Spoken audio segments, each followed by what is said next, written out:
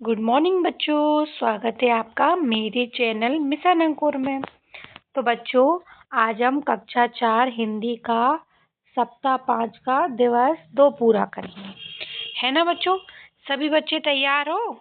चलो बच्चों, यहाँ पे एक छोटी सी कहानी आई है, वो सभी बच्चे मेरे साथ उसको पढ़ेंगे। चलो बच्चों, आपने अक्सर अम्मा को अनाज रखते समय मेरी सूखी पत्तियां डालते देखा होगा। ऐसा करने से अनाज में कीड़े नहीं लगते। इसी प्रकार संदूक में गरम कपड़ों के बीच मेरी सूखी पत्तियां रख देने से गरम कपड़ों में कीड़ा नहीं लगते, है ना बच्चों।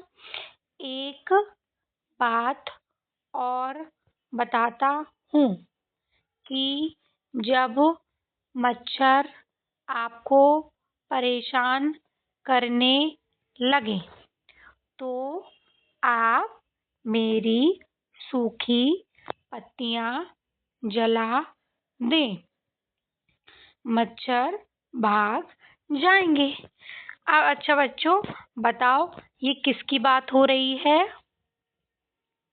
हाँ, ये नीम की बात हो रही है। वेरी गुड बच्चों। अच्छा बताओ, अब बच्चों ये आपको यहाँ पे लिखना है कि उपयुक्त पठन बोध गद्यांश में किस पेड़ की पत्तियों की बात हो रही है। तो उपयुक्त पठन गद्यांश में नीम के पेड़ की पत्तियों की बात की गई है। फटाफट से आपको वीडियो पॉज करके ये उत्तर लिखना है। चलो बच्चों, अब हम दूसरा सवाल देखते हैं। दूसरा सवाल क्या है? अनाज को कीड़ों से बचाने के लिए कौन से घरेलू उपाय करते हैं? बताओ बच्चों। आपके घर में जब अनाज को रखा जाता है तो क्या क्या उपाय करते हैं? नीम की पत्ती डालते हैं ना। अनाज जहाँ पे रखते हैं नीचे नीम की पत्तियों को बिछा देते हैं। हाँ, तो आपको क्या लिखना है?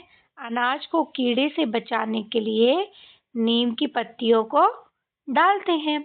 फटाफट से आपको ये भी वीडियो पॉज करके लिखना है।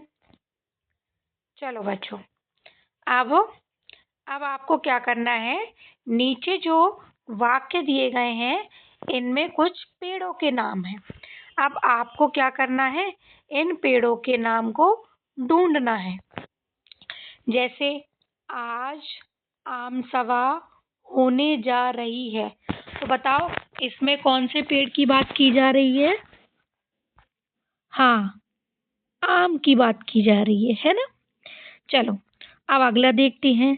रामेश, क्या लिखा है? राजेश नीमच गया है, तो कौन से पेड़ की बात हो रही है? नीम की। हाँ, अब अगला देखो। मेरी बात सुनकर अंबर गदगद हो गया।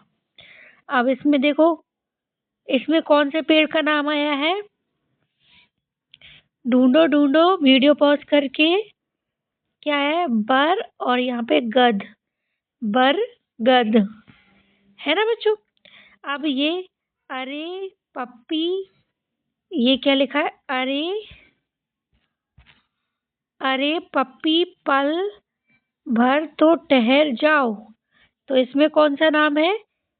पीपल, है ना बच्चों। अब नीचे आपका होमवर्क है, यहाँ आपको लिखना है, इसमें आपको ढूंढना है। जब से बड़े भैया आए हैं सब खुश हैं, तो बताओ बच्चों इसमें कौन से पेड़ का नाम है? ये आपको होमवर्क है ना बच्चों। चलो अब हम अगले उसकी ओर बढ़ते हैं। अब बच्चों यहाँ पे हमको क्या विराम चिन्हों का उपयोग करना है ना बच्चों। पहले तो मुझे ये बताओ कि इन ब्राह्म चिन्हों को हम क्या कहते हैं। जैसे इस ब्राह्म चिन्ह को क्या कहते हैं, इसको क्या कहते हैं, इसको क्या कहते हैं, इसको क्या कहते हैं, ये आपको मुझे बताना है ना बच्चों।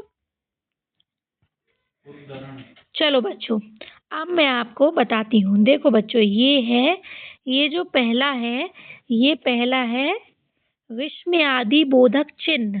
क्या है? विस्मयादि बोधक चिन्ह। इसका मतलब ये वहां आता है जहाँ बहुत आश्चर्य की बात हो। जैसे हम कहते अरे, तो ये आश्चर्य की बात हो गई। जैसे मैंने बोला वाह। इस तरीके के जो भी शब्द आते हैं उनके साथ हम ये चिन्ह लगाते हैं। अब दूसरा कौन सा है? ये है। अब ये कब आता है? ये है प्रश्नवाचक। जब भी कोई प्रश्न किया जाता है तब ये चिन्ह लगाया जाता है। तीसरा क्या है? चलो बच्चों, अब तीसरा हमारा क्या है? ये कोई विशेष बात इस तरीके से दो उद्धरण चिन्ह के बीच लिखी जाती है, तो इन चिन्हों को हम क्या कहते हैं? उद्धरण कहते हैं। क्या कहते हैं? उद्धरण। है ना। अब बच्चों आपको समझ में आया? जैसे पहला वाक्य पढ़ो, क्या लिखा है? जून के बाद कौन सा महीना आता है ना बच्चों। अब मुझे ये बताओ, यहाँ पे कौन सा चिन्ह आएगा? आपको ये बताना है। जून के, ये प्रश्न है हमारा, तो प्रश्न के बाद क्या लगाता है? प्रश्नवाचक चिन्ह, जो ऐसा होता है ये वाला लगेगा, है ना। अब देखो, अब दूसरा हमारा क्या है? दूसरा है प्रभा पड़ रही है, तो कौन सा चिन्ह आएगा इसमें? बताओ, कौन सा चिन्ह आएगा? इसमें आएगा पूर्ण विराम। ठीक है। अब तीसरा देखो, तीसरा क्या है? विजय आकाश और अनवर जा रहे हैं, तो यहाँ पर भी क्या आएगा? पूर्ण विराम आएगा। ठीक है। अब चौथा देखो, चौथा क्या है? स्वतंत्रता मेरा जन्म सिद्ध अधिकार है, श्री बाल गंगाधर तिलक। तो बच्चों, ये जो बात है ये इन्होंने कही है, तो इसको हम उद्धरण चिन्ह के अंदर लिखेंगे, है ना। किस तरीके से लिखेंगे उद्धरण चिन्ह के? यहाँ शुरू में उद्धरण चिन्ह बनाएंगे इस तरीके से, और यहाँ जहाँ बात खत्म हुई है वहां भी बनाएंगे। तो समझ में आ गया आपको ये कैसे लिखना है? तो देखो बच्चों, अब देखो यहाँ पे, आप यहाँ पे कैसे लिखोगे? ये जो नीचे दिए गए हैं, जैसे ये हमारा है विस्मयादि बोधक चिन्ह, ये हमारा कॉमा है, ये प्रश्नवाचक है, और ये उद्धरण चिन्ह है ना बच्चों। अब बच्चों, यहाँ पर आपको दो शब्द दिए गए हैं, मत और नहीं।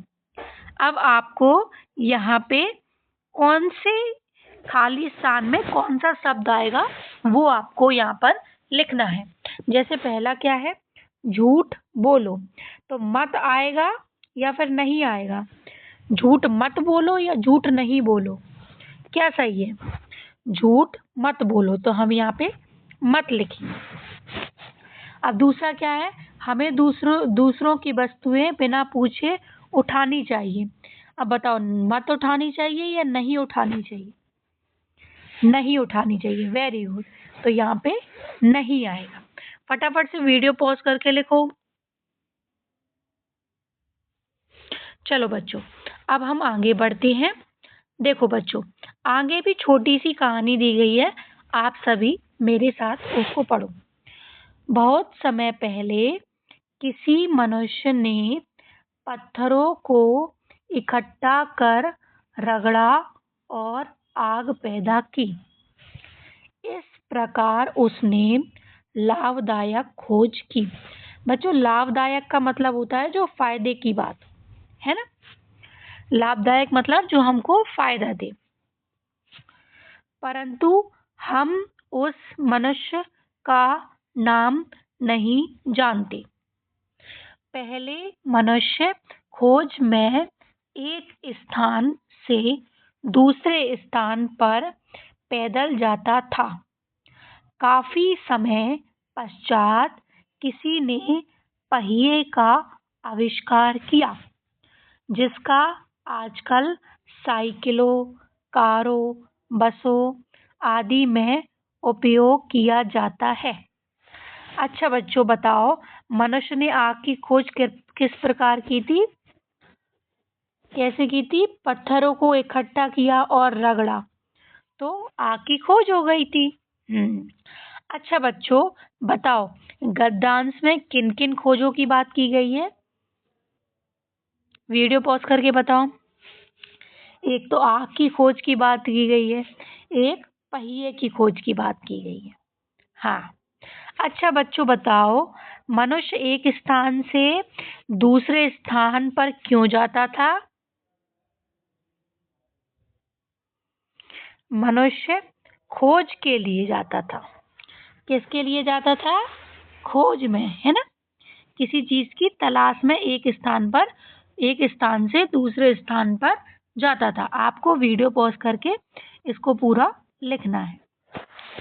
चलो बच्चों, अब हम आगे बढ़ते हैं। आगे है हमारा आज का समाचार।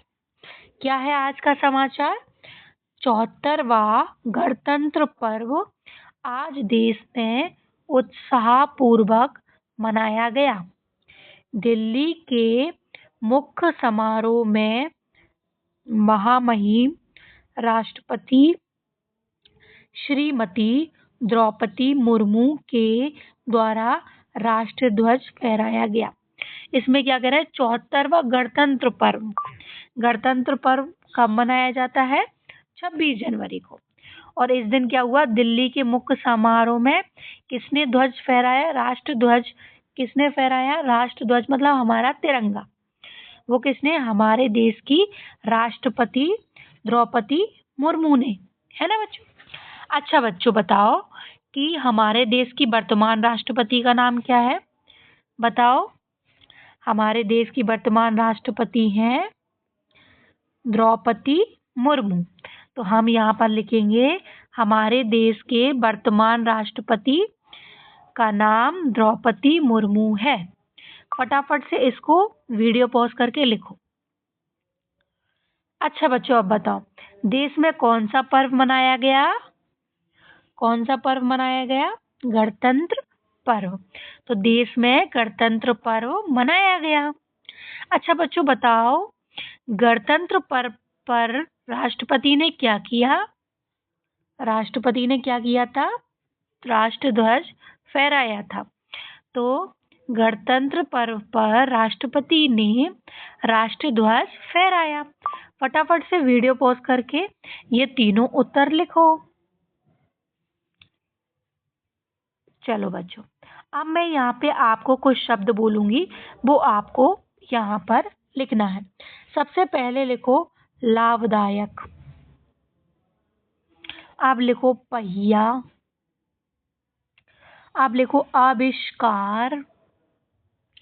अब लिखो मनुष्य। अब लिखो गणतंत्र। चलो बच्चों, आज हमने हमारा पूरा काम कर लिया। चलो बच्चों, अब मैं यहीं पे अपनी वीडियो को समाप्त करती हूँ।